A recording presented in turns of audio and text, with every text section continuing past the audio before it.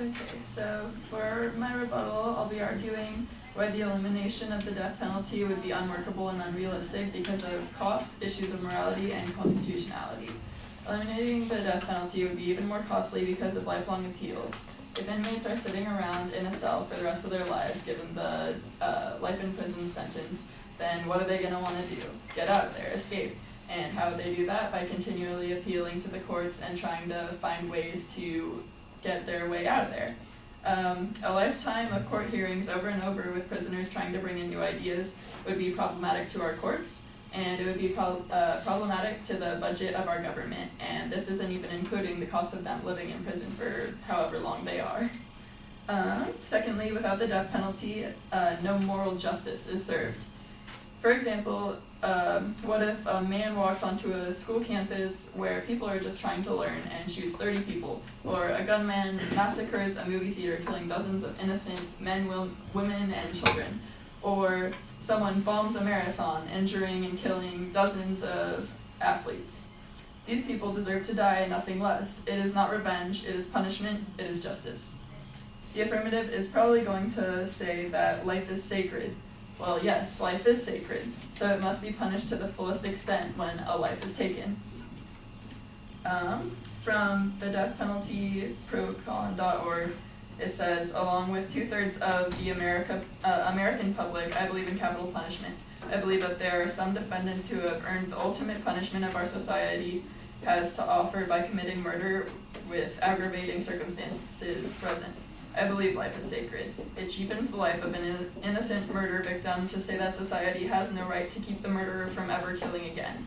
In my view, society has not only the right but the duty to act in self-defense to protect the innocent. Another life must be taken because of the specificity of that life. The life that needs to be taken is the life that proves itself to be a danger to society and all of the people that it is surrounded with. Not taking their life would be the truly immoral thing to do, because, as said by foothilldragonpress.org, such inhumanity that kills innocent people are the scum of the earth. Those who murder innocent children in schools are twisted, wicked, and disgusting.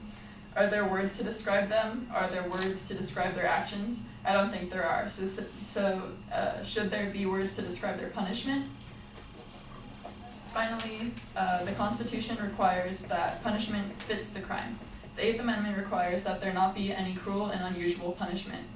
What more fitting of a punishment for taking a life could there be than the taking of the life of the person that took the life? The only way to obey the foundation of our criminal justice system is to continue instilling the death penalty. As said by CNN, when the condemned killer intentionally tortured helpless victims, how better to preserve some direct connection short of torture than by death? By ensuring death through anesthesia, however, we have nearly severed pain from punishment. So the death penalty continues to be constitutional and follows the Eighth Amendment because by our means of killing or executing at this point, it basically rids the possibility of any pain, so it can't be cruel, and it's not unusual because if they're killing, then the equal punishment should be the killing of them. The only way to truly serve the constitutionality of the situation is by carrying out capital punishment. Yes, the death penalty has its flaws. It takes too long and costs quite a bit, but at the end of the day, horrible criminals that have led hurtful lives that have ended other lives need to be given justice in its fullest lengths.